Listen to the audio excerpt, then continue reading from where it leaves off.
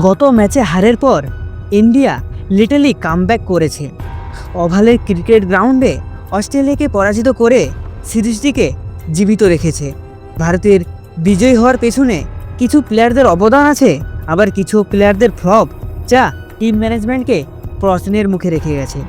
পুরো খেলাটির মধ্যে কিছু না কিছু উত্তেজনাপূর্ণ মুহূর্ত ছিল, যা আজকের এই ভিডিওতে আমি আলোচনা করব। তো ভিডিওটি সম্পূর্ণ দেখবার অনুরোধ রইল।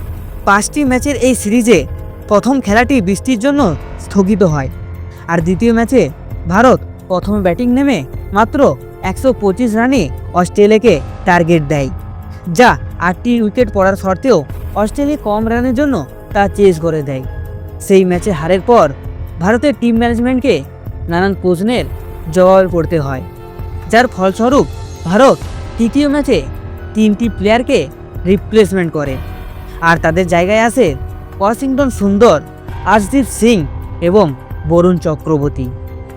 আর 3জন প্লেয়াররাই এই খেলা জেতার পিছনে মুখ্য ভূমিকা পালন করে গেছেন। যেখানে পাওয়ার প্লেতে আর্শদীপ সিংয়ের 2টি বড় উইকেট দিয়ে শুরু হয় এবং মিডল ওভারে বরুণ চক্রবর্তীর ব্যাক টু ব্যাক 2টি উইকেট অস্ট্রেলিয়াকে হারের দিকে নিয়ে যায়।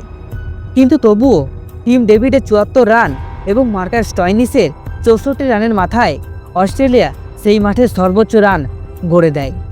ভারত তা চেস করতে নামলে শুরুটা ঠিকঠাক হলেও অভিষেক শর্মা মাঠে বেশিক্ষণ টিকে থাকতে পারে না। তার কিছুক্ষণ পরই তার সহপার্টনার গিল 15 রান করে নিজের উইকেটটি দিয়ে আসে, আর মানুষের মনের মধ্যে প্রশ্ন করে দিয়ে যায় যে ভারতের টিম ম্যানেজমেন্ট গিলকে একটু বেশি ভরসা করছে না, কারণ গত কতকগুলি ম্যাচে তার রানস তো তাই বলছে।